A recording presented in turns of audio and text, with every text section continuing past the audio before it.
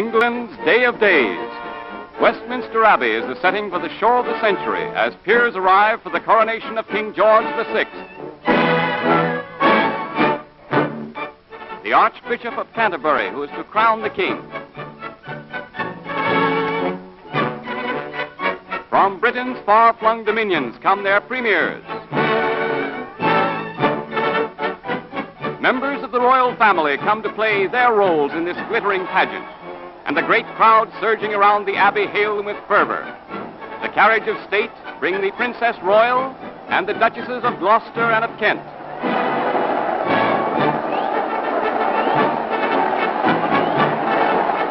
The arrival of the royal family is the signal for frenzied cheering from the crowd. The Queen Mother, who is their queen for so many years, is the idol of the British public, while the little princesses have captured every heart. Today is their big day of days, too, and they're enjoying every minute of it in round-eyed, childish wonderment.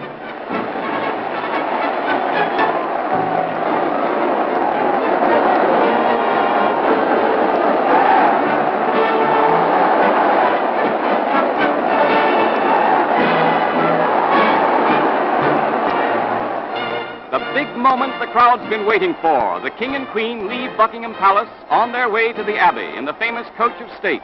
The ornate golden carriage with its crystal windows, its colorful postilions, and its superb octet of matched gray horses. This coach, built in 1761, is the symbol of regal pomp and ceremony.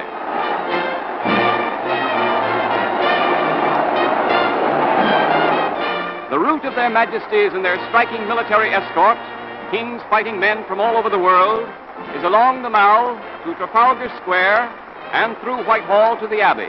And it's one prolonged roar for the entire 2 miles, the roar of the British lion. Hundreds of thousands of throats in a roar of welcome and of allegiance. For hour after hour, the crowds have waited to see this great pageant of empire, many of them for 15 or 18 hours. And now, their reward, the king and his beautiful queen on their way to the coronation. The roar rises to a deafening din of cheers and exultant shouts of "Long live the king!" as the stagecoach nears the Abbey.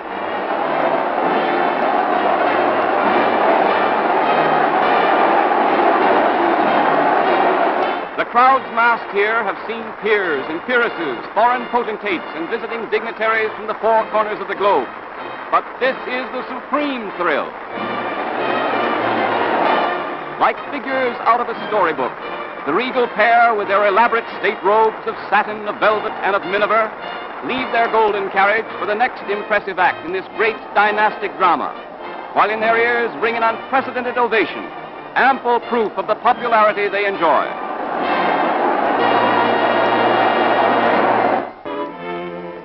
And now, inside the Abbey comes the crowning of George VI. George VI, His Most Excellent Majesty, by the grace of God, of Great Britain, Ireland, and of the British dominions beyond the seas. King, Defender of the Faith, Emperor of India.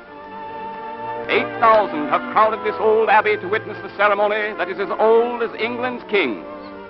The royal family, peers of the realm, foreign royalty, and all the nobility of Europe. Here are gathered dignitaries from far countries, from the reaches of the empire, all to swear fealty to a new sovereign.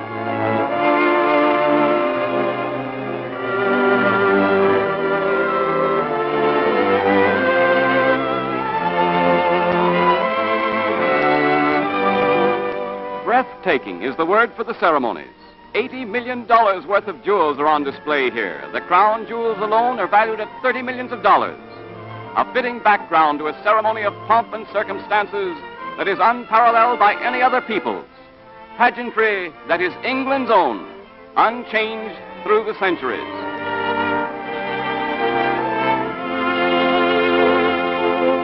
So it's Hail George VI, and throughout the empire upon which the sun never sets, there's occasion for wild celebration. God save the King!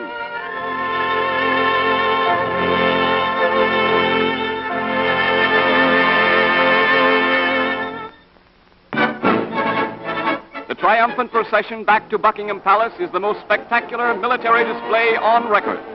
Miles of troops and carriages, picked troops from every part of the world, from every fighting unit in the empire, in a bewildering variety of uniforms and equipment, here to do honor to their new liege lord, to show the world that the Lion of Empire still girdles the earth.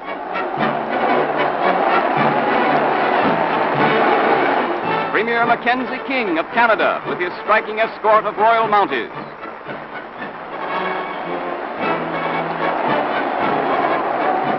The little princesses ride with their grandmother during the tumultuous procession back to the palace. What a day it has been for them.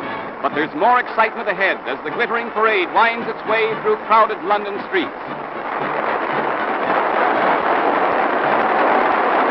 And now the man on the street is to get his first chance to hail the new sovereigns as king and queen in all their regal array of jewels and gold, of ermine and royal purple, as they leave Westminster for their spectacular journey to Buckingham, a journey of state. And so that 1 million or more of their loyal subjects, jammed by the hundreds of thousands along the 4-mile route, may see them in their splendor, the coach is specially lighted so they can plainly see their majesties. And what a cheer of loyalty they get.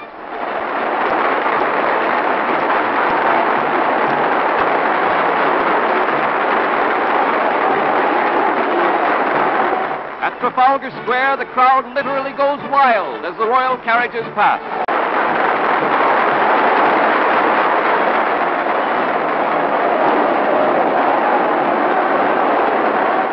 One of the most interesting groups in the parade, of course, is the famous Yeomen of the Guard, the beefeaters of song and story.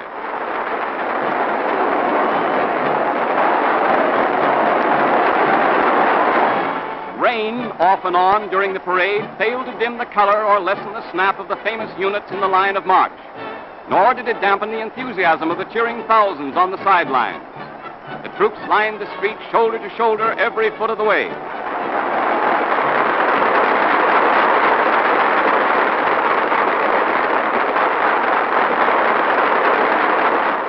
Nations of all the world are represented in the procession, in carriages, cars, or on horseback, a tribute of courtesy to the newly crowned monarch of 1/4 of the globe.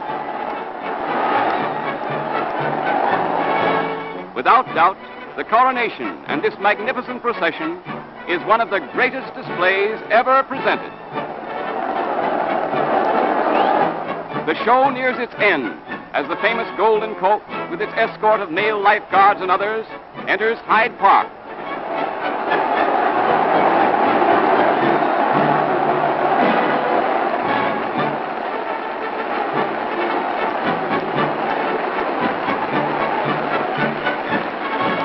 This most brilliant of pageants approaches its finale as the state coach arrives back at Buckingham Palace. And a grand finale it is, with still more countless thousands massed before the palace to assure the new king of their loyalty and devotion. Soon they'll send up their voices in a mighty roar for the king and queen to appear on the balcony, a sort of curtain call after the historic drama.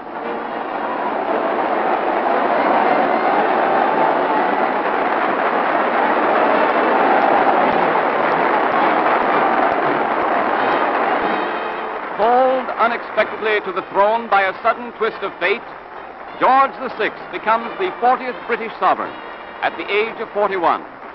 With his happy family around him, he is today's man of destiny and arbiter of the destiny of 500 million people. Long may he reign.